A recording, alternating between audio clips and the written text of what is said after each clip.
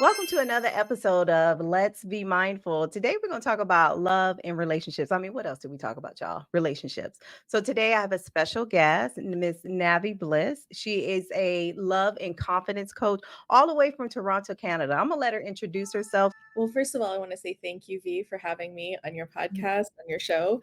And I am a love and confidence coach, which means that I focus on building people's confidence so that they can fall head over heels in love with themselves, so that they can effortlessly attract the relationship and the life of their dreams, be it the romantic relationship, building out their um, current relationship that they're in to increase the romance, the attraction that was once there, or also even building relationships with clients in their business and attracting those clients with ease. Mhm. Mm, okay. Well, I love that second part for sure. So let's talk about the confidence piece because I know that having low confidence will prevent you from getting that relationship that you also truly desire. So when you come across your clients and they have low, let's say, low confidence, and I know that you could probably talk about this for hours, but what's the main things that you focus on to increase their confidence? Yeah. So when someone comes to me and they have low confidence, it basically is coming from a place that they don't love themselves, and that was imprinted on them at some point in their lives, Mhm, right? So the mhm. first thing that I typically work on people with is to separate what is really theirs and what was imprinted on them by someone else so that they can start to step away from that and start to create their own identity. And then it's also starting to look at the world with a different filter. And oftentimes, the filter that we look at ourselves is so much harsher than the filter that we look at other people. So we can look at other people and we can admire their imperfections. That's actually how we end up connecting to other people. If someone is too perfect, we end up not being um, able to connect with that person because they seem unrelatable to us, right? It's people's quirks, people's differences actually that make them relatable, that make them human, that make us super attracted to them. And that's also why sometimes when you look at people in Hollywood, you look at celebrities that they're perfect, the image that they put out in every way and that they can't hold on to a relationship either, right? And it's because that a lot of times they're in a place where they're unable to connect on a human level to another person. So it's starting to change the filter in which you look at yourself and understanding that your authenticity is what's going to attract the right person to you, right? We all talk about wanting the right person for us, but we can't attract the right person if we're not being ourselves. Because if we're trying to fit into some box to be some other version, then the person that we're going to attract is the person that's attracted to that version of us that isn't really us. Okay, so Navi, when you speak of confidence, have you seen a correlation to someone who has like low confidence in them having an attachment style, like a particular attachment style? Have you seen like something that might, okay, well, low confidence, maybe they have a certain type of attachment style over another one? Well, anyone who has low confidence, they're either going to have an attachment style where they're dismissive or where they're anxious. It's going to be either or, right? Because you're going to if you have low confidence, you're going to be an anxious attachment style is when you're chasing after somebody as soon as they pull away, you're feeling the need to prove yourself to them. You can't handle any sort of separation. You feel like they're going to leave you at any moment. And then dismissive is where you can't handle intimacy and you walk away, but the reason that you can't handle intimacy is because you're still afraid of getting hurt, so you just don't allow yourself to get close to somebody. So that's the thing, if you Mhm. have low confidence, you can't have a secure attachment style where you're able to be open and connect with people easily, but also have your own separate life and not have a codependent dynamic with that person. Mhm. Well, I have a lot of experience having an avoidant attachment, a dismissive, right? And I wasn't raised, let me be very clear, I wasn't raised like that at all. My parents are still married. 50 almost 51 years. My mom and dad are still married, so I am highly blessed. Um So I grew up with a very secure attachment style, very much so. Like, I mean, and I would say I'm pretty highly confident, but when I got divorced, and I talk a lot about this on other episodes, but girl, I did not know I was married to a narcissist. Okay. And I just knew something was wrong. I knew something was off. I'm like, I know, I would be like, I know this fool doesn't think this is a good thing to do or a right thing to do. Like, it can't just be me. But many years, it always pointed back to my fault. Girl, I wouldn't even be anywhere in the vicinity, but it was always my fault, like no accountability. So when I got divorced, even though he and I were friends through the divorce, but when I got divorced, girl, I feared intimacy like nobody. And I didn't know it, And the thing is, people don't understand. Like you may have a dismissive attachment style, but you do want the intimate connections. Like, no, they're not running away from you intentionally, not at all. Because I wanted the intimacy, but girl, I could not. I literally shut down. Somebody get too close, I'd be like, mm-mm. And then I would back off. And I did this for many years, causing me to go on almost 200 dates, and those were a lot, 200 first dates. They weren't even like, I mean, some were two and second and third dates, but most of them were first dates, girl. Because I just was like, oh, he wants too much from me, and I knew I couldn't give it. And no matter what I was doing, I wanted to give it, but I couldn't. So, I never thought about maybe it's a low, it was a low confidence. It was, but it was definitely me protecting myself. So, when you coach your clients, which ones do you see more of? Dismissive, anxious, or secure? So someone who has a secure attachment style, they're likely not going to have any problem in relationships. The Mhm. relationships are going to come easily to them because they're not going to find themselves being attached to people that can't give them what they want, right? So Mhm. it's always going to be either the anxious people or the dismissive people, right? And like a Mhm. sign to me is if someone tells me that they're constantly meeting people who are not emotionally available, what they're telling me is that they're also not emotionally available because Mhm. you can't meet someone who's emotionally available until or unless you are emotionally available. It took a long time, so I'm sure you work with your clients to go through this process, right? To become emotionally available. And when someone, and I know we all have been in relationships and a lot of us have been hurt, right? We go through breakups, right? And so I don't think the natural response is to shun everybody out, but it is a response because you're protecting yourself, So when you work with the clients that are doing that, how can you bring them back to being open for love and trying to let go of, hey, that hurt, so they can and bring in a relationship? Well, one is just acknowledging that it's a choice. Like you have the choice to hold on to whatever hurt you want in your life. Mhm. You have the choice to hold on to whatever you want in your life. But is it serving you? And this is the thing that you have to ask yourself at any moment in time. You can do whatever you wanna do, right? That's the beauty of life and the world that we live in, right? Like, even when it comes to food, you can eat fast food for every single meal if you wanted to. Mhm. Is it serving you? If it makes you feel good, if it makes you happy, I'm not gonna try to convince you that it doesn't, right? But if someone's already coming to see me, they are realizing that their pattern isn't working for them, right? And then this is the Mhm. conversation we have. It's like, are you actually ready to let this go because you can hold on to this. It's always going to be your choice. And this isn't about, but if it's not working for you, then you have to be willing to move past it and leave it behind you. Otherwise, you're going to keep living the same reality again and again and again. Mhm. Do you think, let's say, let's compare the anxious and the avoidant, right? Do you think one, let's say, let me see, I want to word this correctly. Which one has it maybe a harder time getting past that, that barrier, that attachment style? What do you think? Which one has a harder time attracting the love that they're seeking? Like harder, more struggles?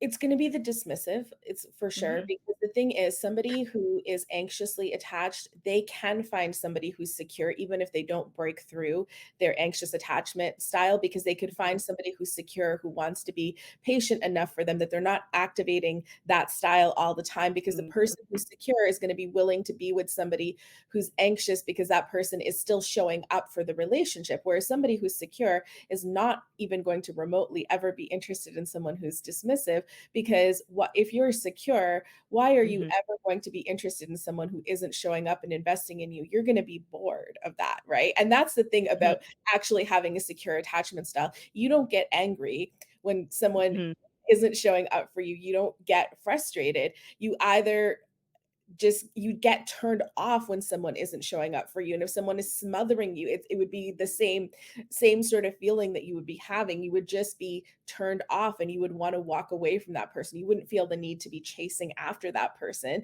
mhm. You're just, okay, yeah, no, this is boring, I'm moving on. Oh, heck yeah. I would like to say I am back to being secure. I think it was just, I don't know, I went through a weird period. I was like, you know what, I don't even want to do this, anymore. Like, no, girl, I'm gonna keep my heart.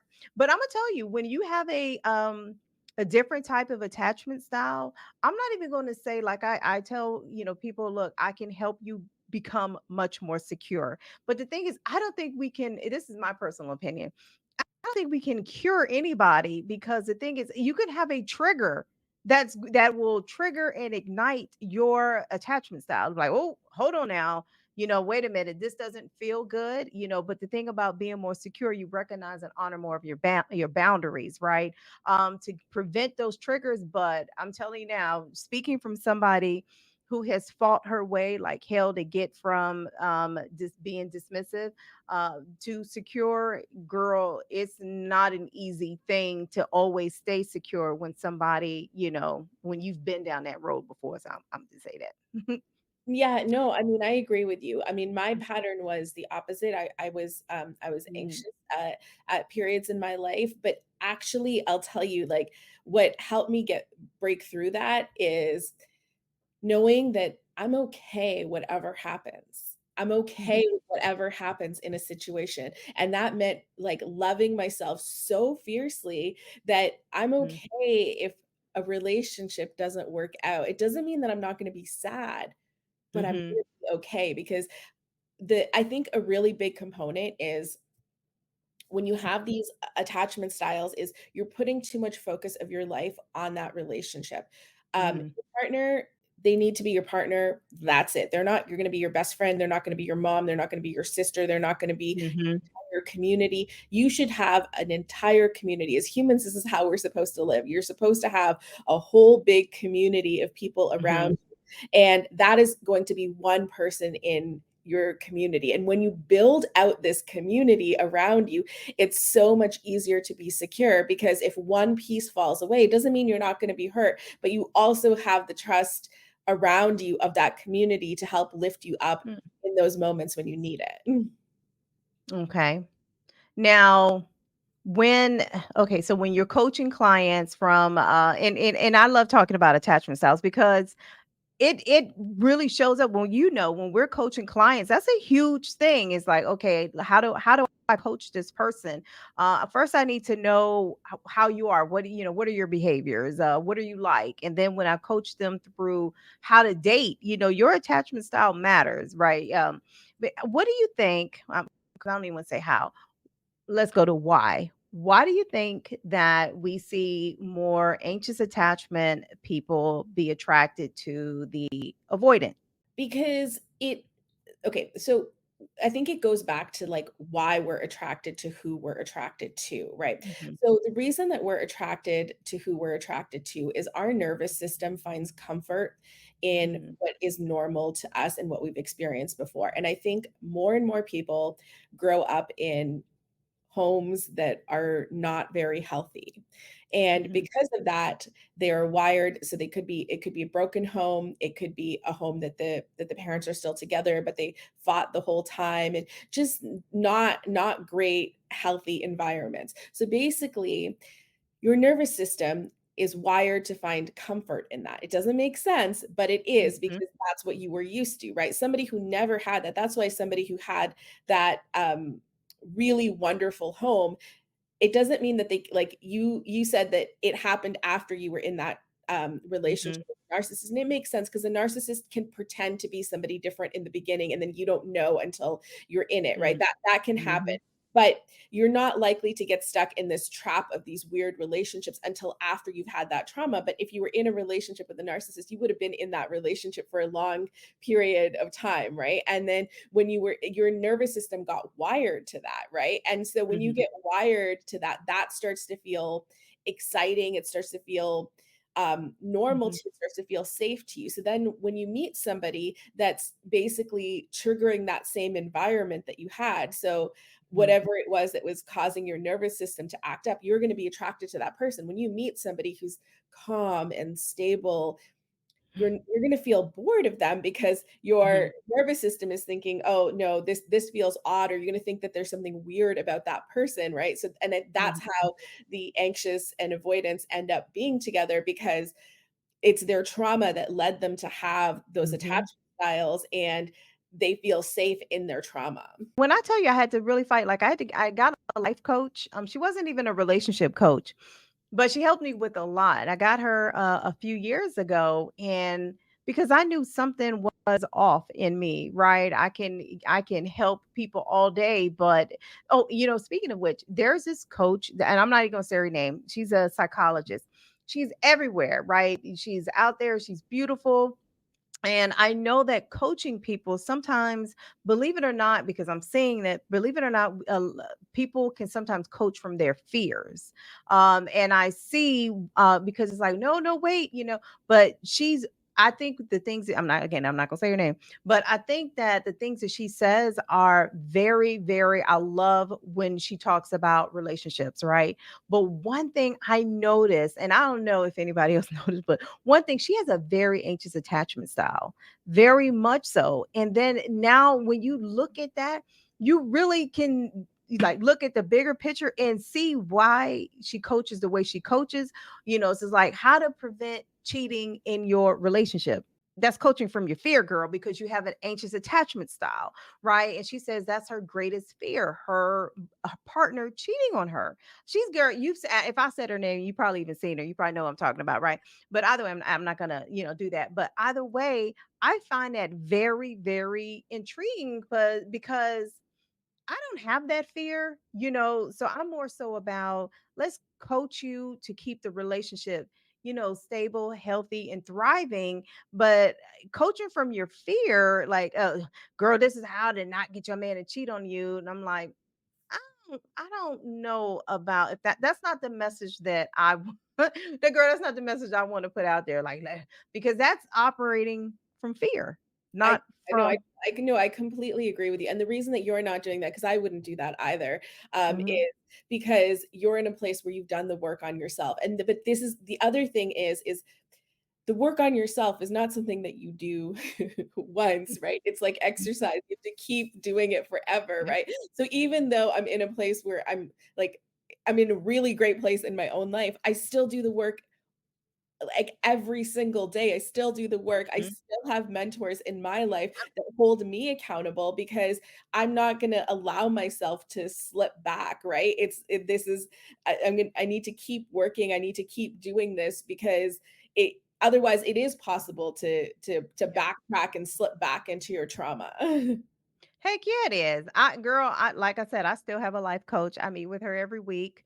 And she's been wonderful. And yes, just like I said, like the trigger, you can easily just girl take 10 steps back. I mean, that's why it's important. Like people come to us and be like, okay, well, can I get one coaching session? I'm like, that ain't gonna do shit for you. Like, I don't mind just coaching you for 1 hour if you want advice, but if you want changed behavior, it's not going to happen in one session, So, but we have to tell people that like the growth is constant. We have to remind ourselves constantly that, girl, invest into yourself, before you be investing into them lashes and in purses, girl, invest into yourself. Now, I will tell you, I went on, and this was probably about, oh, this was over 2 years ago, girl. I went on a few dates, and I would say I was dating him. I was dating him. We dated for about 4 months. I've noticed that he had an avoidant attachment style. Oh my goodness, I noticed. And you know what? It should have been a trigger for me because he's 50 something years old and he's never been married. Right. And I was like, you mean to tell me in 50 years, 50 years, you never met a woman that you were, ready to commit to. So when you coach your clients that are going out here looking for, a relationship, what are some like immediate red flag? Do you go over like, hey, these are immediate red flags before you even invest your little pitter patter heart into this? What do you say? Like, okay, here's some red flags, girl. I don't believe in defensive dating, and the thing is, it's not necessarily a red flag because I actually have a really wonderful client story which I can share with you if Oh, you please. want about a woman who met okay, so one of my clients, she's in her 50s, and, she originally came to me because she wanted to work on the relationship that she was in, and we did, like a one call in the beginning and I told her, I would love to work with you, but I'm not going to help you with this relationship because I know that this is not a healthy situation and I'm not going to help you to stay in an unhealthy situation. And she was pissed and Mm, she left. But she went and had calls with some other coaches, but then she realized after she stepped away that I was telling her the mhm. truth. So she came back to me because she wanted to have a coach that was willing to tell her the truth. Yep. And, so she decided to walk away from that relationship. We started to do the work, with her to help build her confidence and her self-worth back up. And then she met a man and he's actually in his 50s and he'd never been married before. And one of the things she said to me is, should I just write him off automatically? And I said, Mhm. no, because he'd been in relationships, he'd lived with people for like Okay. over a Mhm. decade or something like that, but not they just never got married, right? And then I'm like, you can have a conversation with him and see, and he just said he didn't know if marriage was for him. But I was like, you can keep seeing him, right? In the beginning. And in the beginning, the one thing I always encourage people is do not date one person. You're not gonna do not Yep. be exclusive right away. You keep your options open. And if you're keeping your options open, then you can really take your time and see how somebody is. But he kept showing up for her and he was so consistent and he was so open. And Mm. then 1 year to the day that they that they started dating, he proposed to her, and when he proposed to her, he gave her a beautiful ring and then this really old, tattered card. And she was like, "What what is this?" And then he said that when he was in his early 20s, he was at a card shop buying cards for something else, and he saw this card, and it was like to a man written to his wife. And when he read that card, that was all the qualities that he wanted in his future wife, and he never met anyone until he met her that embodied all of those qualities. Oh, wow. And he'd saved Okay. it for this entire time, and he gave it to her when he proposed to her. Absolutely. You know what? That's a beautiful that's a beautiful love story. Really. I know and I agree. Like you can't lump everybody into, okay, yes, I completely agree with that. I also agree with please don't just date somebody. Oh, he loves cats. Oh, we're destined to be together. Girl, you don't know him. Yeah.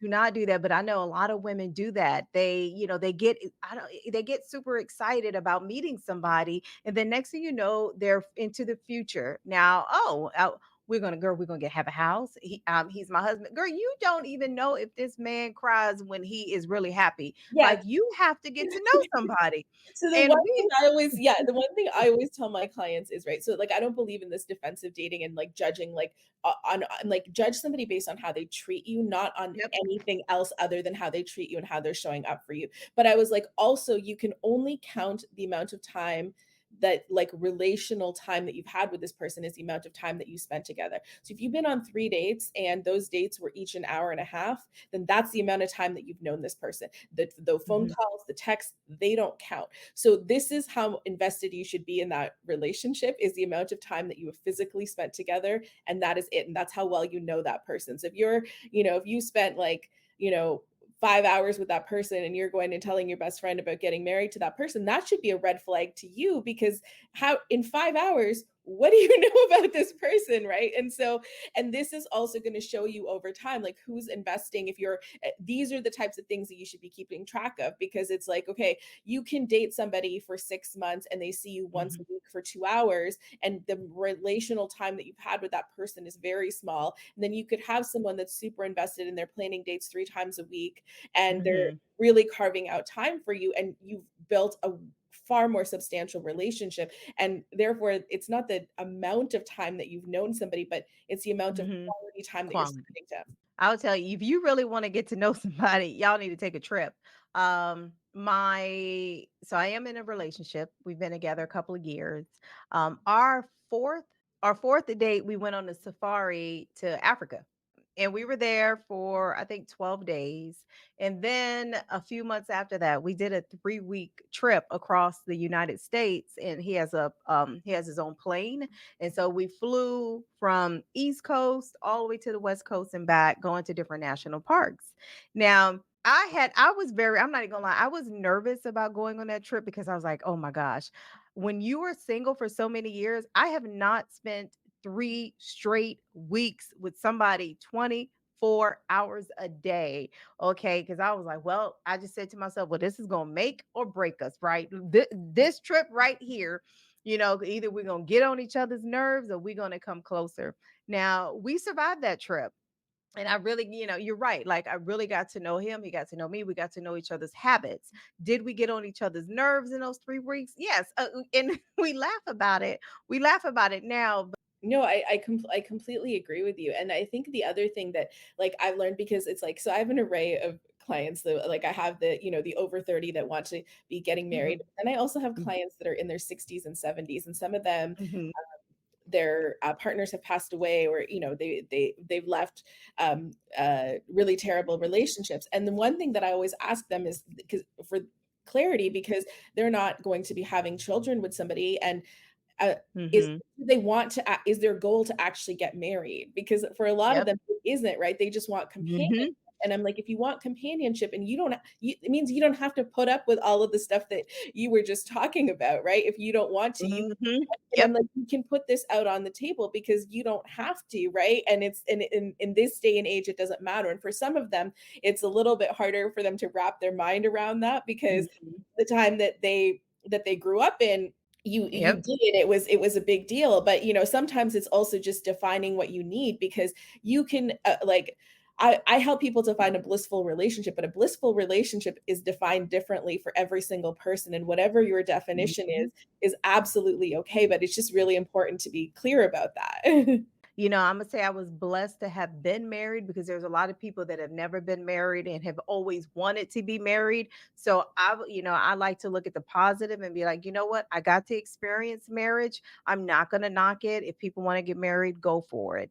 Now I'm at an age, and I'm pretty sure you see more clients around this age, approaching 50 and plus. They're like, you know what? I did it for a long time. I don't necessarily think I need to be married again. But I would love to have companionship. I would love to have somebody to travel with and do life with.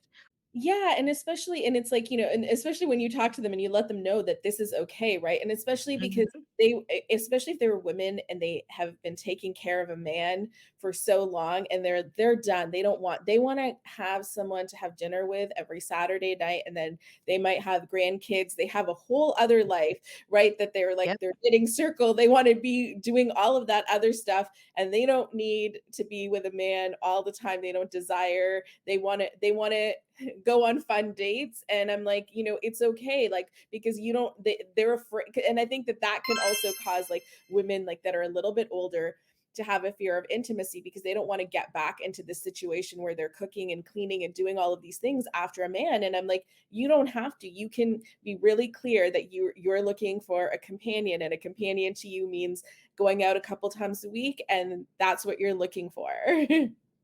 Okay, so let me tell you, girl. Now, my man and I were just this morning having this conversation about. Now, I want your take on this. I have my take, which is the opposite of his opinion. Now, this is what he believes. Okay, and he listens to my show. So, hey, Dave. Um, he believes that because there are more men now. I don't look. I'm not gonna. I don't know the numbers, but being that there are more men out here than women, that women girls should be fighting and competing, to get a man. I'm like, because of the data shows that there's more single women out here than single men. And so, it's a competition out here that women actually are going to have to compete for a man. I'm like, but I think there's a lot of women to the description you just described right there. There's a lot of women that are not trying to be in that type of relationship anymore. And then you remember the article this year about there are more men dying alone. So I'm going to ride on that. Like, I don't think that there's women out here. Okay, there are women out here that really, really, really, because trust and believe, they're in my DMs. They really, really, really want to be married more than anything. But I think as we get older, I'm pretty sure women are okay with being single and having a companion, getting some booty on the side from time to time, getting that going on a date. Then to sit there and have to take care of a man, because when a woman gets married, we already know, girl, we cleaning after him, we cooking, we making sure he gets to the doctors, we making sure he takes all his pills. Women do more of that. So when she's finished raising her kids, why would she want to sign up for that mess again? So I don't know if you have an opinion on that. Oh, yeah, no, no, absolutely. So when men say that, it's like, methinks that doth protest too much, because here's the thing. No women are complaining about becoming cat ladies, right? That is not a problem, because women, if you look at older women, they're traveling with their girlfriends and they're having the time of Yep. their life. And if you look at older men in restaurants, like I actually have so much empathy, because they look like the saddest people that I've ever seen. And because they haven't built that community around them. So this is the thing. So and the biggest myth, this is the biggest myth of patriarchy, is telling women Okay. that as you get older, your value decreases, because it does not. Because the thing is, the older that you get, the more men that you're going to have chasing you, because they're desperate to be with somebody. And then women that are by themselves, it's because they're choosing to be by themselves. And like I've just I've witnessed this in the world. Hmm. And the thing is, and if women who are older and they're not getting attention, this is why I'm so passionate about what I do, helping people with their confidence, is because Hmm. it's because you're hiding and you're not standing tall in your confidence, right? Because if you're Hmm. out and you're all like covered up and you're hunched over like this, no one can see you, no one can approach you, Hmm. not because you've lost any of your radiance, it's because you're hiding it, right? And as soon as you take that off and you show Yep. up, you're going to be bombarded, and it doesn't matter how old you are. And that is the experience of women of any age. And Hmm. I don't think that that is the experience of men, and that's why they're trying to go younger, because they can buy those women with their money. Hmm. But they that like but they know, they're also aware that those women are with them for their money, and it pisses them off. But And those women are not, look, they're not going to be faithful. And neither is he. He's attracting women with his money. She's attracting men with her look. There's no connection. There's no soul. There. Neither one of them are going to have a connection or a tie with each other. But okay, no, and like I, there's this lady I saw her post just yesterday, and I looked at her profile picture. Beautiful woman. Yeah, I think she said she was 55 or something. And she was like, "Where are the single men? Where are they? I can't find one, blah, blah, blah." She's like, "I'm doing this. I go here, and all that." And I commented under her post and I said, in order for me to give anybody advice, because I don't like to give unsolicited advice, but she did solicit advice. I'm just saying. But I'm like, I would have to see how you're showing up, the energy, like you're saying, the confidence. Like, how are you showing up? She said she had never been approached in public. And I'm like, an attractive woman, you've never been approached in public, then baby girl, it's you. It's you. Like people don't want to hear that, but it's the lack of confidence that you have. It's your energy, or maybe you have a resting bitch face.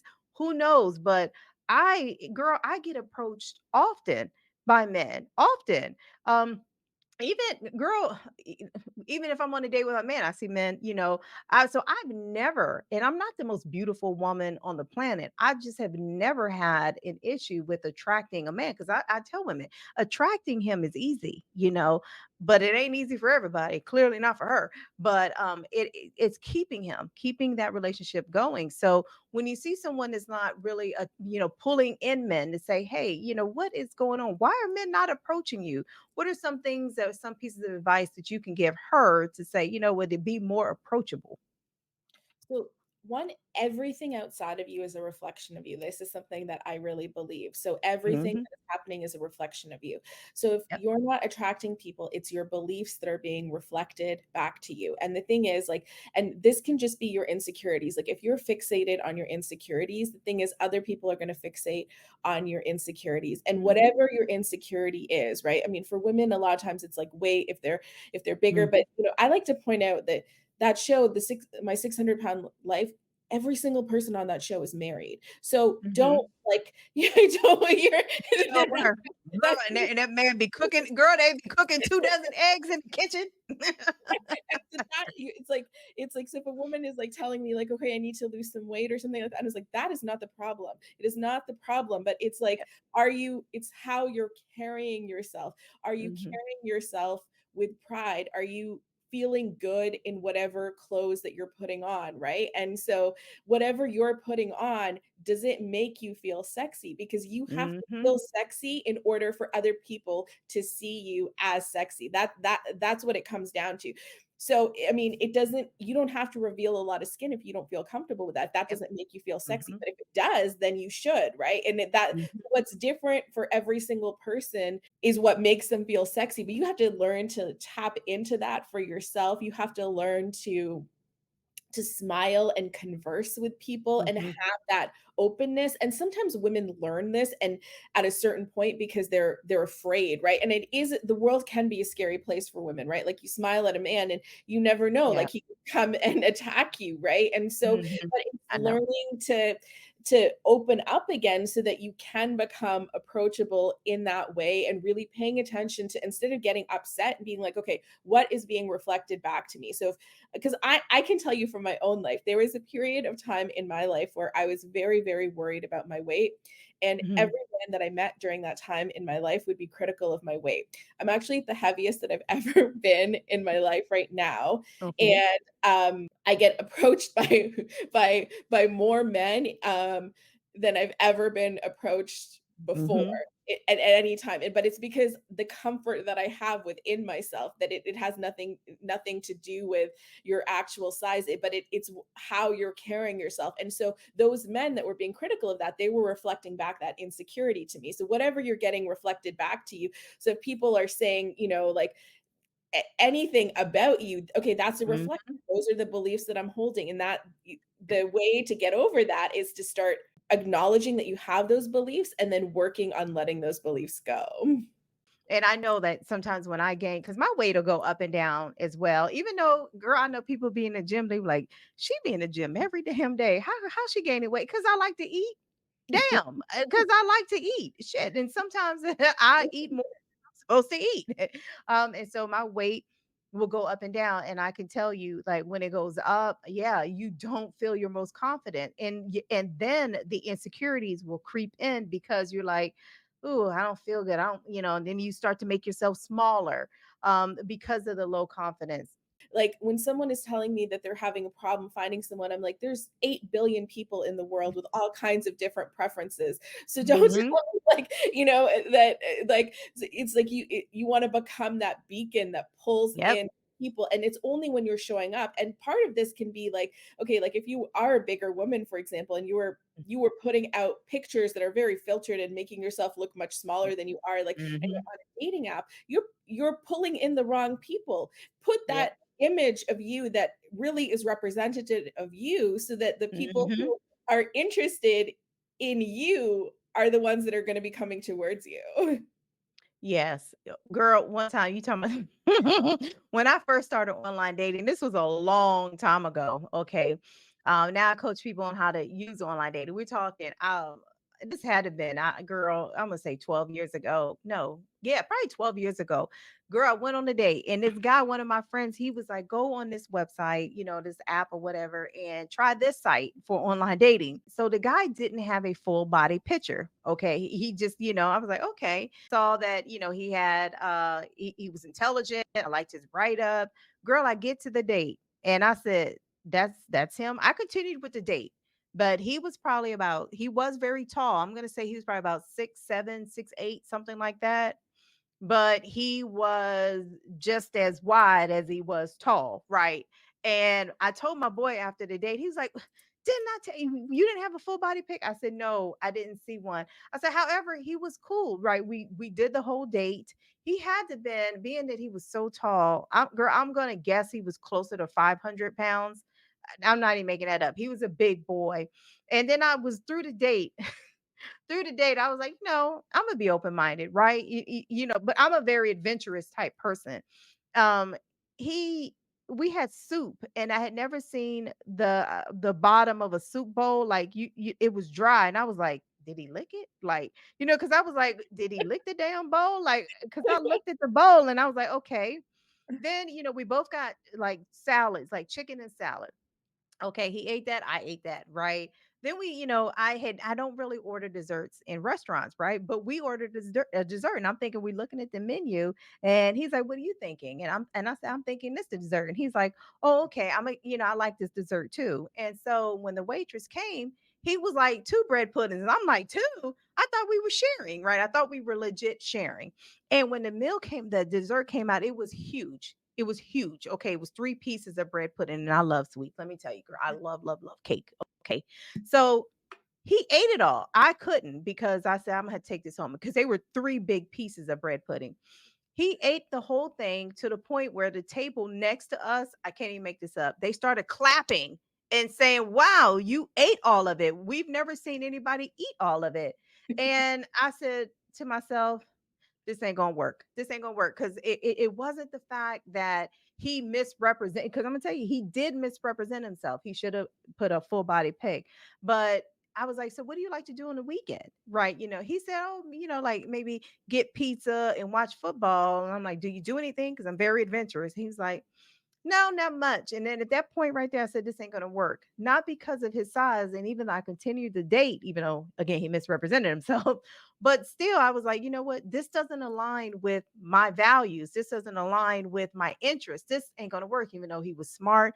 It was a great date. We had a great conversation. I really liked all of that. But girl, his lifestyle just did not align with mine. So it wasn't like, to your point, like when you don't show your true self, you can save a whole lot of time by presenting your real self instead of presenting somebody that's not even you. Yeah, no, and I mean, that's the thing. It's just realizing, and this is also when people are saying, when like, you can't take rejection personally, because it can also be like something about your lifestyle, and it's better that someone figures that out, right? Like, I know, I'm in a relationship now, but when I was single and when I was dating, like, if someone told me that they were vegan, I love to travel to exotic places where, there might be like in the jungle, there's one place to eat and there's no vegan options. Like, you know what I mean?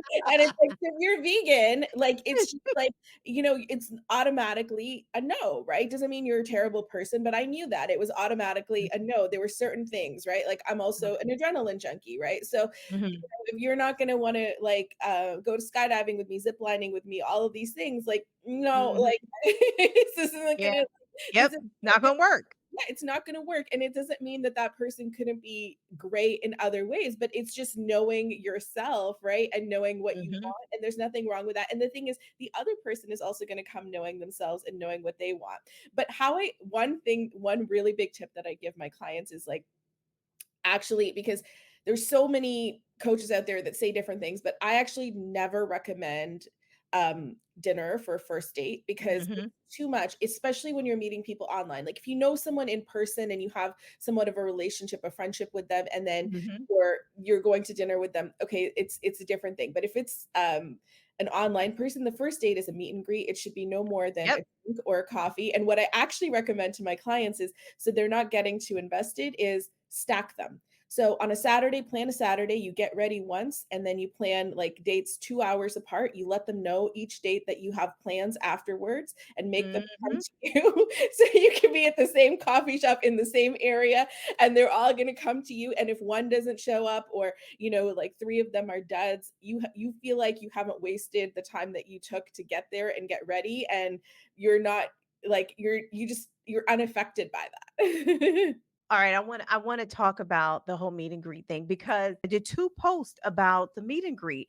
I saw a post. I know you saw the Cheesecake Factory one. I know you had to see that one. Yeah. Now, but I saw another post where a young lady, very attractive young girl, and I'm like, I don't know who is schooling young girls, but probably the same ones as schooling these toxic masculinity type men, right?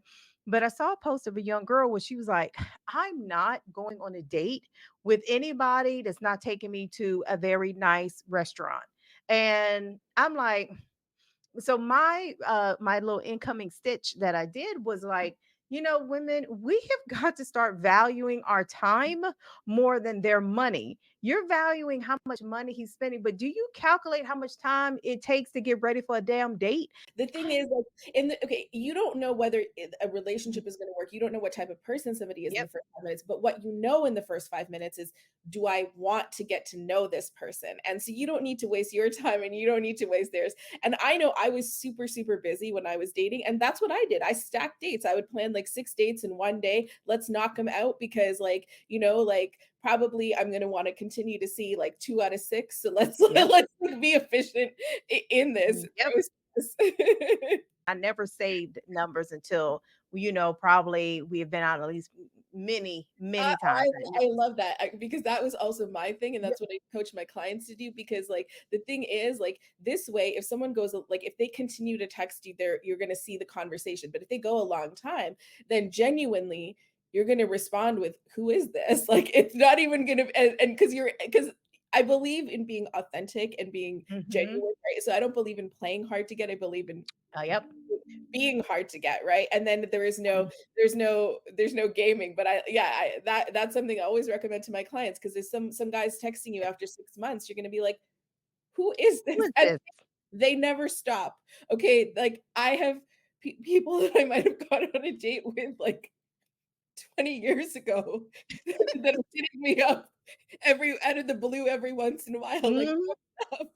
And you're like, "Wait a minute, you saved my number?" Like, and I don't even know who you are. Like, yeah, and why did you save my number? But yeah, I do Because this not. number is real estate in your life, right? And I'm like, you have to earn that real estate in my life. For the coffee dates, when you're coaching your clients to go on these coffee dates, how do you tell them like how to present themselves, as in like the look, because they're not overly dressed, right? It's Starbucks, girl, it's a cup of tea and a cup of coffee, but you want them to show up to, because men are visual creatures, right? Don't come in there with a side ponytail that you just woke up and rolled out of bed, like you really are just going to get some coffee.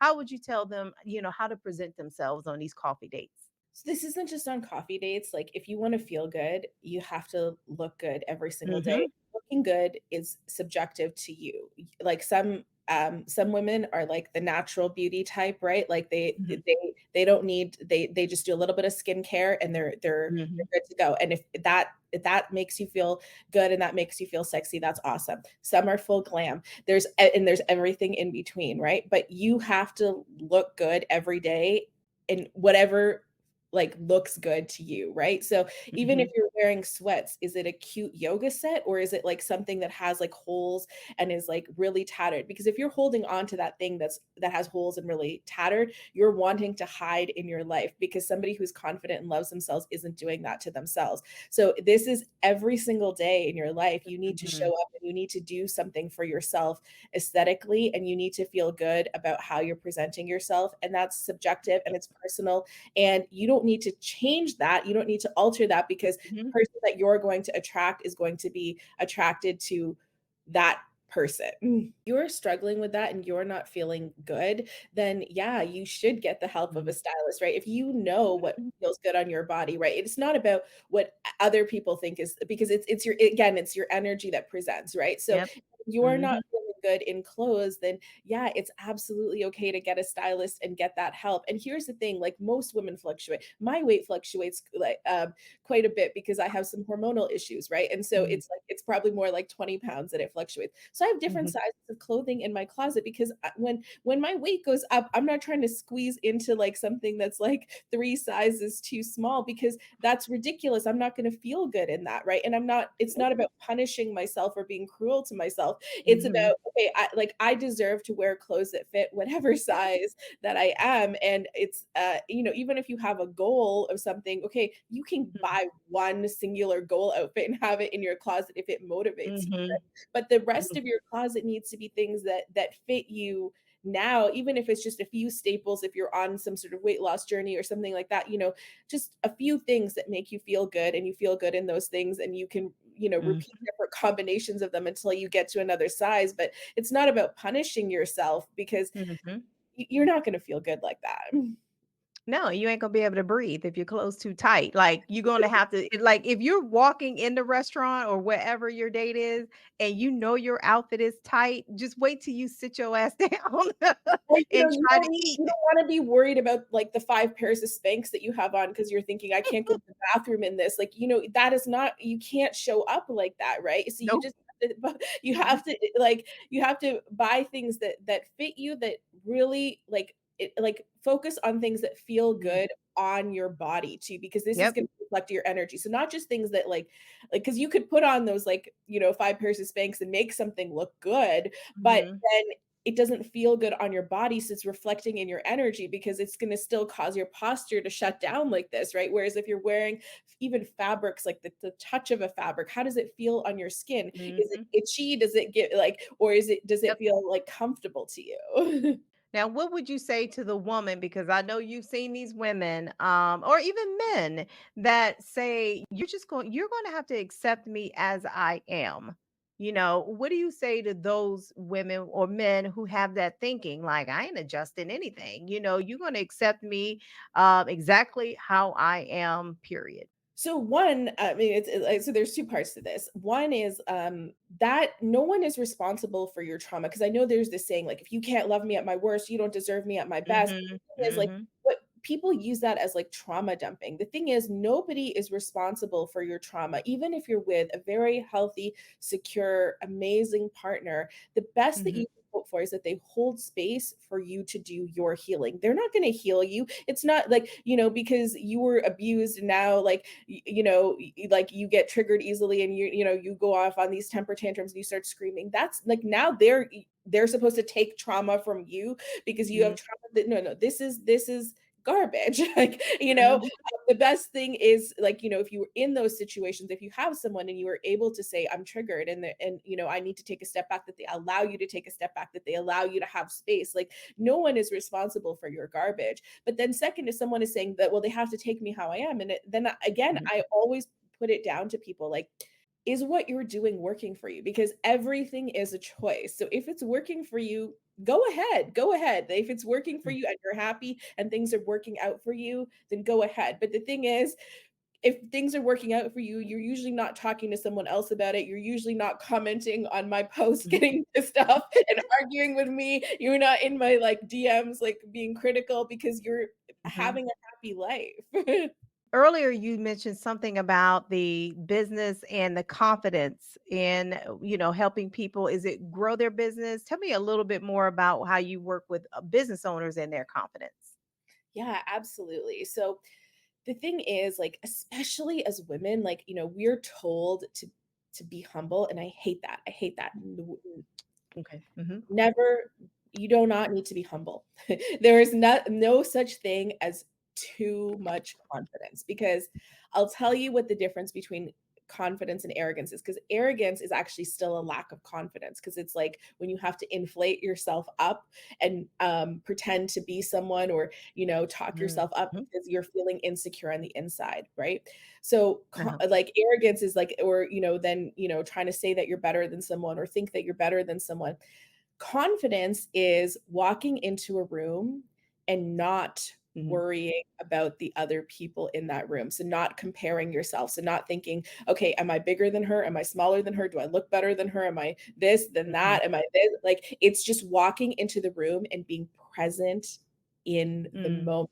And that is so powerful. And the thing is, Yep. the world needs you to be more confident because that is when you are going to step into your power and that is when you are going to create magic. That is when good things are going to happen. It is not because everybody out there has great ideas and amazing things that they could be doing to change the world, make the world a better place. And when you're playing small, the world Mhm. is losing out. So do not play small. Do not be humble. You want to step into your power. And so what I help business owners do is like if they can let go of those insecurities and they can show up and they can Mhm. have that presence in their business, then they can actually let unleash their ideas. They can be present with whoever their clients are and they can start to attract the clients that are really, really meant for them. And they're not worried about who isn't meant for them. They're not comparing themselves to somebody else. They're not focused on external Mhm.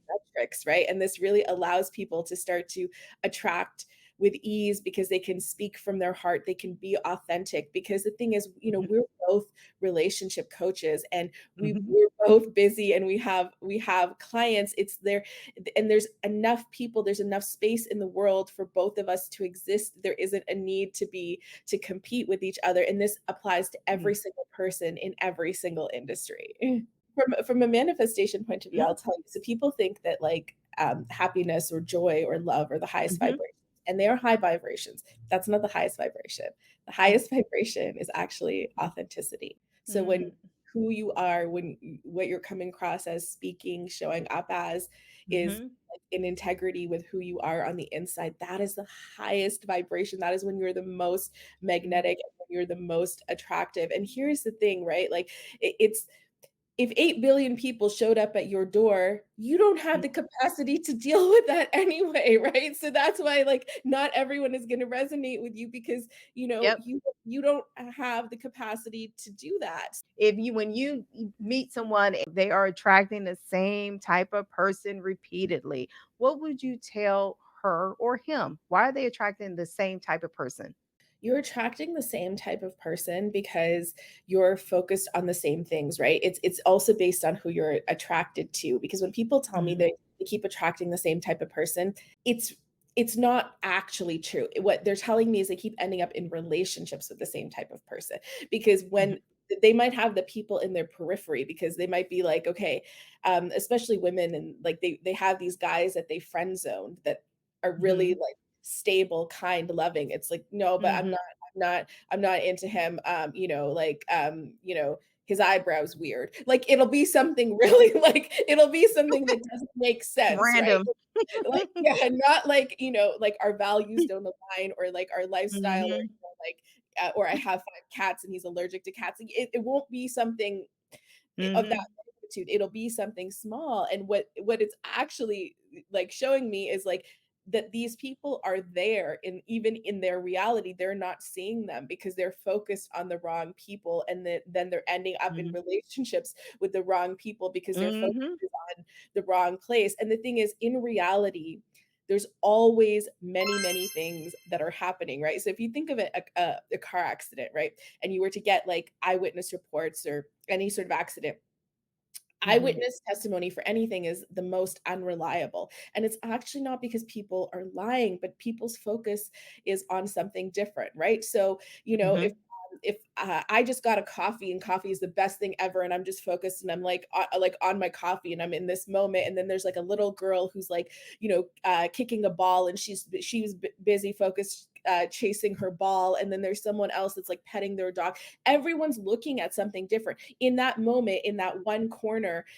The same Mhm. thing happened around those people, but each person saw something different, and someone could have like just only been focused on the accident. So it's the same thing in our reality when it comes to people, that a lot Mhm. of times those people are just they're in your periphery, but you're not even able to focus on them because you're Mhm. focused on the wrong thing. I like that explanation. So yeah, we see them. I like that explanation. They do, it's not what they're attracting, it's what they're seeing. And so that makes a lot of sense. Navi Bliss, I want to give you an opportunity to talk about where can people find you if they want to reach out to you? How can they find you? Yeah, so people can reach out to me on my website. They can connect with me there, which is naviblisscoaching.com, or I'm on all social media platforms at Navi Bliss. Okay, well, that's short and simple, girl. I love it. Well, I want to thank you for joining an episode of Let's Be Mindful. I want to thank you also for your time. So, thank you very much for your engagement and your time for being on our show. And thank you for sharing that information. So, everybody listening, I hope you have a wonderful rest of your day. And just please, as I always say, just remember to be kind because we don't know what people are dealing with out here. So, if you can do anything, you can be kind. Thank you again and have a wonderful rest of your day.